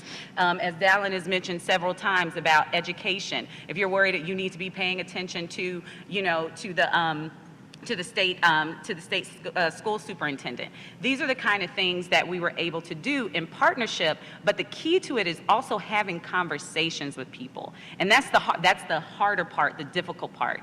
And being nonpartisan, you have to be able to have conversations with people who don't necessarily agree with you or on the same political side that you're on. But we know that together, whether we're black, brown, whatever, in the middle or in between, we know that we are folks that need to have our voices heard, and we also know that we are people that need to have the power to elect elected officials that represent our values. So when somebody comes up to me and says, my vote doesn't count, I can say to them, well, I know 100% that if you don't vote, your vote doesn't count. And so you have to get out there. We have to work together. We have to listen to each other. And just like Dallin said, we have to educate the communities that we work in. And so I've been very happy to be able to work with, I think, everybody on this panel, and hopefully, and again, Don, thinking about the midterms, but it's also thinking about the future. I'm thinking about 2030. I'm thinking about 2023. That's an off year. We still have to keep talking to people and educating people and mobilizing people in those off years, and thinking about making sure that those folks feel empowered over the next decade to make sure that their voices are heard. Great, thank you, Janine. Dallin? Yeah, I think there's a lot of reasons to be optimistic about what we're seeing. I'm seeing on social media new efforts from a younger voting constituency to simply address some of these issues. They're talking about what's happening in their own communities. They're talking to their friends. I'm seeing TikTok posts about the importance of voting. I never saw that kind of stuff when I was younger. I never saw that before I went to school and became educated on some of these issues. There's a lot of resources out there. I just kind of want to reiterate that. There's a lot of opportunities to address some of these historical efforts at marginalization and diluting our voice. As OJ said, we're fighters, we're warriors. We know how to fight. The next step is to actually do it. Get educated, learn the techniques that you need to address some of these issues, and let's get to it. Yeah. Thank you, Dallin. OJ? I thought if I switched around, you wouldn't see me, so. You know, I guess the message that I really want to put out, I mean, everything that everybody's saying here is so true. And I'm hoping that while you're sitting there and listening, you can see some of the things that we're talking about because it probably happened to you. And that because of this, you need to educate your brothers, your sisters, your mom, your dad. And I'll tell you, I go way back where when we used to do getting out the vote, we would go to the elders of the family and we would talk to them, and they would direct the children, their children and their grandchildren, great-grandchildren about participating. And it's changed over the years now where we're looking at the younger generation of reaching out to them and them going to their grandma, their grandpa, their mom, their dad, their uncles, their aunts, to tell the story of why it's so important.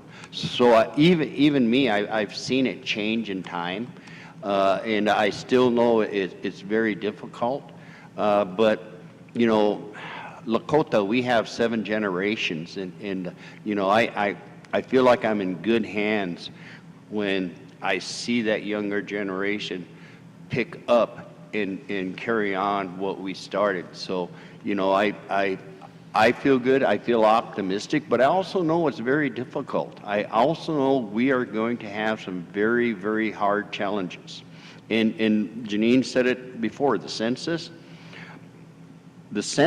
stuck a lot of people in very difficult places. Sharice Davis, she would have had a very easy win.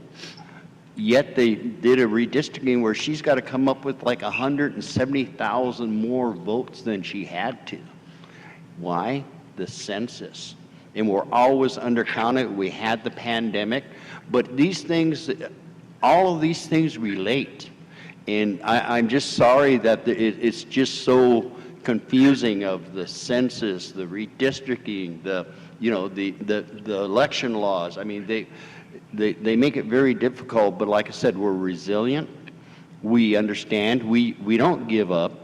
And so these midterms, you know, I really want you to be able to go to vote, register to vote, because you can still register. You can, here in Wisconsin, you can register, vote same day, okay?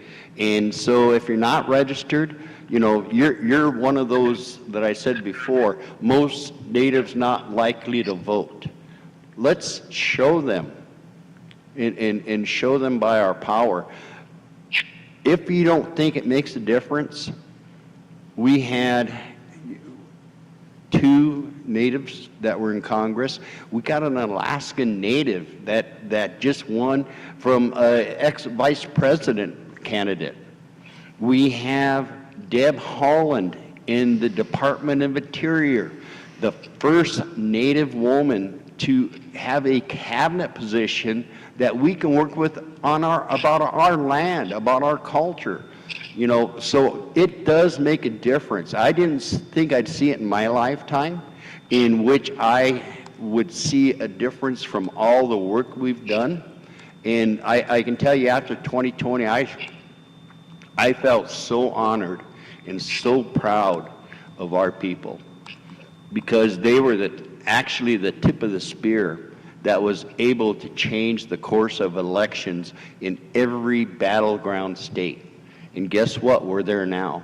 We're not looking for hundreds of thousands of votes. We're looking for hundreds. We're looking for thousands. We're looking for every one of our natives that is a voting age population. And I'll tell you what, because, you know, we look in numbers, there's 98,000 Native Americans in Wisconsin that is the voting age population. So, you know, Wisconsin can do this. And finally, you know what, partnerships. You know, Fair Count, NARF, NCAI. I mean, we team up with everyone because we know the bottom line is us. We can take and support us. We can take and make that change. And I have seen over and over where people of color have actually, because they participated, not only changed the course of what's happening in this country, but changed the course of what's happening in the world. And when we speak, things get better. Wopila. Wow, thank you, OJ. Powerful, powerful responses and great advice, panelists. Thank you. Before I move on, I want to introduce a very special panelist guest that just joined us, Sandra Mitrovic from the National Congress of American Indians. Sandra, OJ tells me that you've got a story that you want to share with us about recently when you voted. So can you share that with us? Yeah, definitely. So one of the things that was really interesting to me is, so I, you know, as you all know, so I lead civic engagement with NCAI, and so of course, the moment, the opportunity that I had the chance to go and vote as early as I could in Nevada, it was just most recently, and so I went out. My husband and I both went. That's our duty. We told our daughter, "Hey, Mom and Dad are going to go vote, and we'll be back." And we voted in a different location this time. Usually I try to vote in our, we're fortunate in Nevada, many of our tribal lands have polling locations, and so that's very, very exciting. And so we ended up going to a different location this time, just in our schedule. And going to that other location, one of the things that I encountered, you walk in, greetings, all of that, go in to cast my vote, and first and foremost get basically my signature aligned. You have to sign in, as many of you know, sign the book, and then they ask you to make sure you don't. We have mail-in ballots, so make sure you don't cast your mail-in ballot. You're acknowledging that you're voting here today. All of those things, and then my ID. They were questioning my signature and saying it didn't look like it matched very well. And I was looking at the book, and I'm looking at where it has boxes that say that they've checked other people's signatures, and those are blank. But yet my signature is getting, scrutinized, and my husband's signature is worse than mine. Sorry, Sam, that I'm saying that out loud on a live stream, but absolutely not legible. And so I'm going through, and I'm thinking to myself, mine does not look very much different than what, so I'm feeling the pressure now. I'm getting questioned. I'm kind of, do you have your actual physical ID? Yes, I do, of course, and bring that out and with me. And so I went through that process, voted, and then I'm walking out, and I'm questioning my partner. Did you get questioned about your signature? No. Did they check it? No. So it's those kinds of things where you're, and so I asked, do you check everyone's? Is this a thing? You check everybody's to make sure that they align? And so just that, I just want to remind people, come prepared. No, come empowered to cast your vote. Fight for that. That's your right. And feel that you have a right to be there. Don't allow anyone to make you feel that any little thing, because if I was someone who, was the first time, that could have been something for me where I felt like, oh, maybe I shouldn't be doing this, or it could have made me uncomfortable to the point where I didn't want to come back. So I think those are some of the things we're talking about up here today is know that you have a right to be there. You have a right to voice, cast your vote, voice your vote, be prepared, have those resources with you, know how to go and vote. OJ just mentioned, Madison will open tomorrow. You can vote tomorrow early here, and so that's exciting. But also just know those different laws. Go on that Wisconsin Vote site that President Holsey said earlier in the stream. But also you can get on nativevote.org websites and other websites. As Dallin mentioned, we have a host of partners in the voting space that are telling you how you can go and vote and educate you on that. So please participate. And again, that level of fear, don't let anyone tell you that you don't have the right to go and vote or cast that ballot. You have every right to be there and voice your vote. Well, thank you, Sandra. And it's a really good story and a really good lesson, I think, for all of us, because as we prepare to move into these elections, we don't know what's going to happen. We don't know what challenges we might face. Dallin? Go ahead, Janine. Well, I just wanted to put one more resource out there. So when you're out and something like that does happen, you can also contact the Election Protection Hotline, which is 1-866-OUR-VOTE, and there will be lawyers on the other line, on the other end, to help you with whatever you're going through. So that's 1-866-OUR-VOTE, and that is the National Election Protection Hotline. Great. Thank you, Janine. Dallin? Yeah, and I was going to say that something similar. One of our partners, ASU's Law School Clinic, actually has active voter protection efforts every year. They go to polling places to help people understand the process, and there are resources that you can engage with to help protect your vote. And I can't think of anything more exciting, more #warrior energy type stuff than voting, despite all these pressures and interests not wanting you to vote. Talk about standing up and engaging like a warrior just by voting. Thank you, Dallin. We've got Donna back on the line. Donna, are you there? I am. Can you hear me? Yes, we can now. Donna, you've been doing work in Nevada as well, and Sandra just shared with us one of the experiences she just recently had. Can you tell us what you're seeing in Nevada and what people are telling you regarding the early voting?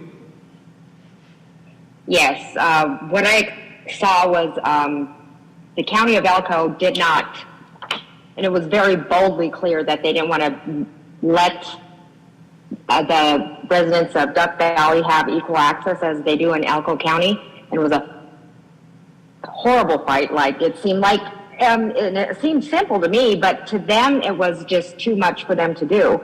The people on the Duck Valley Reservation have to drive 100 miles one way through a canyon that's treacherous. It's got falling rock and open range and switchbacks where you can only go 25 miles an hour. And it snowed yesterday, so it was even worse. But when Chairman Mason and Vice Chair Thomas asked Elko County for early voting days, they approved 3. Well, first they started out with 2, but there was only like 8 hours of early voting allowed for them. And one of the days, mind you, was Nevada Day, which everything is closed down on that day, so which would have included Elko County.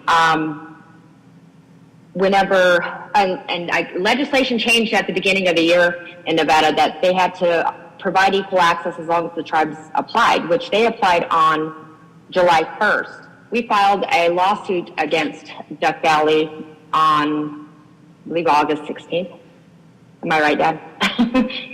Days are running into each other because I've been out there since September 6th trying to help Duck Valley get equal access. And they had every excuse in the book. Donna, have you, I was telling the panel earlier that, I had seen on the news that you're having kind of outside people, not really poll watchers, but they are planting themselves more or less outside of the voting rights drop boxes. Have you seen anything like that? Has anybody reported that to you? And if so, is what is Four Directions and or the tribes doing about this kind of passive aggressive intimidation? Well, like I said, we filed the lawsuit and, filed for an emergency injunction, and they responded. We responded on Friday. The judge had given us a briefing meeting, and we had to file a response by 4 p.m. on Friday because our hearing was on Tuesday. And even then, as I filed our last response, the clerk tried to delay the response, and so it wouldn't be submitted by trying to go through every paper when she'd never done that before. The lawsuit included all 4 county clerks and the 5 commissioners. And so the lady that was helping me file all this stuff was one of the ones named on the lawsuit. So she was doing everything in her power to try to delay that process or just not get our response in, and it included all our exhibits. I'm sorry, what was your question? Well, I was saying that we're seeing on the news actual people sitting down since early voting starting. They're actually kind of camped out near the drop-off boxes. So when people go to early vote, they're taking their photographs, they're doing things like that. And I was wondering if you had heard anything like that happening in the areas that you're working in Nevada. Well, I'm actually staying in Oahe, which is where Duck Valley Reservation is. But no, there's no drop mail boxes. They want you to drop it in the blue box. The MESS system is not set up for this. I don't believe it is. And especially when you live in an area like Oahe, or even where I'm from in South Dakota on our reservation, we know you cannot overnight something. So, and for their ballots, even if it was a ballot drop box, they said it has to be postmarked by Election Day, and their mail goes to Salt Lake City, which would make it so it wouldn't happen. Okay, well, thank you. Donna, keep up the good work there. Really, really appreciate everything you're doing. So, I want to also say that we had a settlement hearing with Elko County, and they settled with only 5 days this time for early voting and a drop box for election day, but future elections, they will get the full suit. Okay, great. Great. Thank you. Thank you again. Well, panel, very, very informative, a little scary with what we're facing out there for all our communities. But, you know, from some observations that I've gleaned from what you're saying, 2045 is coming. The population makeup is going to change. More and more natives and other people of color are holding state and federal offices. I know with some members of our society that's intimidating, and it's something they don't want. Fear is motivating the actions against our communities, but like you all said, we've got to be strong together. We've got to work together. We've got to build allies and remember that we're warriors. And we shouldn't submit to intimidation. We've got to go in there knowing that there's others who have our back, that we're voting for those of our relatives who never could before. And we've got to keep that in mind. We're acting not just on our behalf and our family's behalf, but we're acting on behalf of those who came before us, who fought this fight. And voting doesn't mean we have to be lesser members of our communities. It doesn't mean we're giving up our sovereignty. And Dallin, thank you for putting it so eloquently. It's strengthening our sovereignty. And I think that's what we have to remember. And panel, you've all said this over and over, and I'm talking to our audience here and our audience listening in.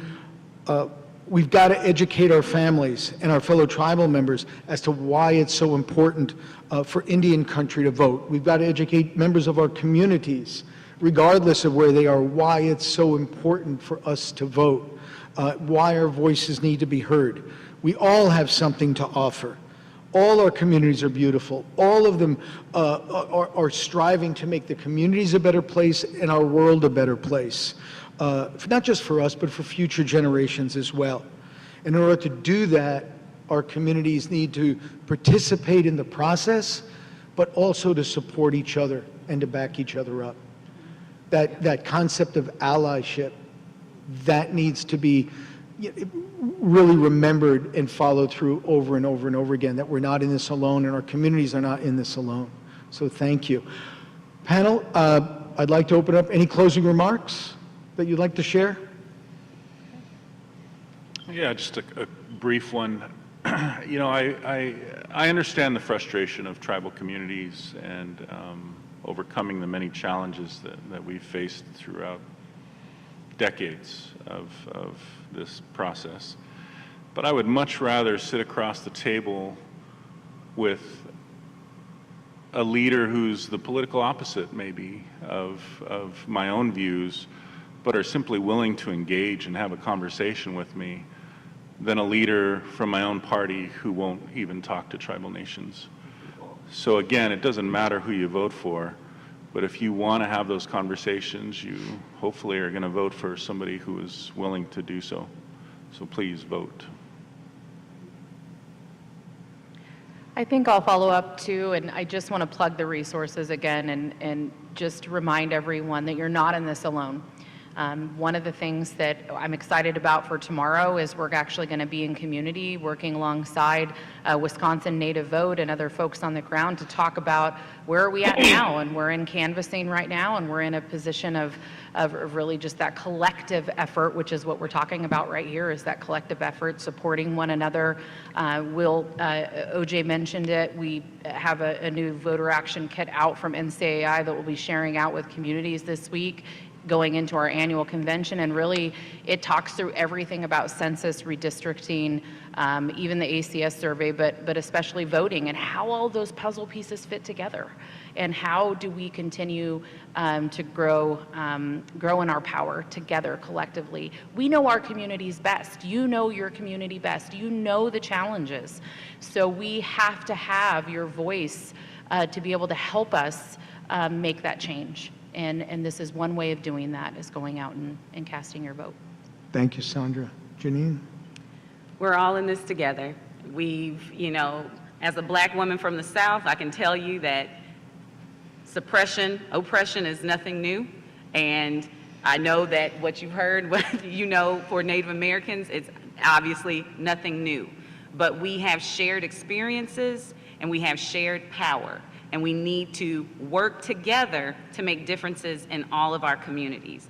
And then we have to remember that we're spread around this entire country. I have family and friends in Milwaukee, other parts of Wisconsin that I'm going to be encouraging to get out to vote. And if you have relatives in Georgia, you tell them to vote too. If you have relatives in Nevada or any of these other states that we've mentioned where we see a lot of these suppressive tactics happening, encourage them to vote. Because again, our collective voices have so much power, and we cannot sit on our hands and let suppressive voices and suppressive tactics keep us silent. Thanks. Donna, do you have any closing remarks? Yes. What I'd like to say is we know how strong we are as natives alone. We know what we can do. We know what we're capable of. But as nations can unite and make things happen for Indian country and all over the country, and we can put Native Americans in positions of power if we become part of the process. Great, thank you, Donna. OJ? Yeah, I guess I want to give a shout out in a request for help. What I'd like to see is individuals actually contacting their tribal office, their tribal leaders, and telling them that they want to be a part of this. Tell them that we want to do what we need to do to make this work. We want to be able to show our nations are strong and our people are strong. I would want you to be able to, like Janine said, call your relatives. If it's within that community, call them. Tell them the importance of our vote. If they're in Georgia, call your relatives in Georgia, Nevada, Arizona. We can actually, not just be within our own reservations, within our own communities. We can take and extend our influence through our relatives throughout the country. And like I said earlier, you're not alone. You have your ancestors standing beside you, and you have all of these wonderful organizations ready to help. So I guess last thing is, Hokahay, step up, help. Let's make this one of the most rememberable midterm elections where Indian country once again changed the United States and the world. Thank you, OJ. Thank you, panel. So OJ from Four Directions, Native Vote. Thank you for joining us, Dallin, Native American Rights Fund, Janine, Fair Count, Sandra, NCAI, National Congress of American Indians, and Donna, same thing, Four Directions, Native Vote. Thank you all for your participation. Thank you for your wisdom, and most of all, thank you for your hard work on behalf of your communities and all our communities. We truly appreciate it. Thank you. Thank you, Don. Thank you, Uncle Bonnie. I'll give you a hand.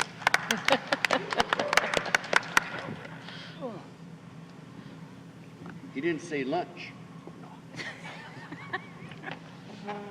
Tell everybody at home that there is a dine and dash waiting for them to place their order. Four Directions is picking it up. Yeah, not a word. I brought my EBT.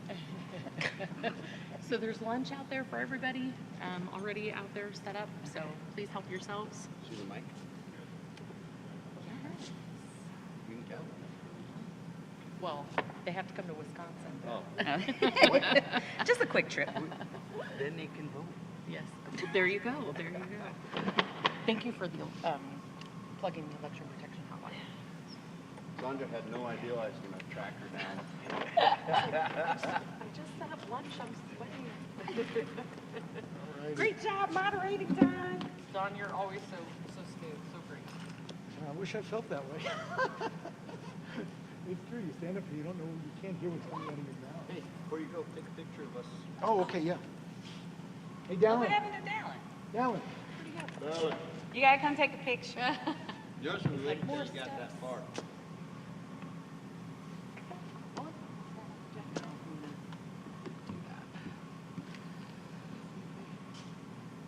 This is the acoustics coming in. It's beautiful.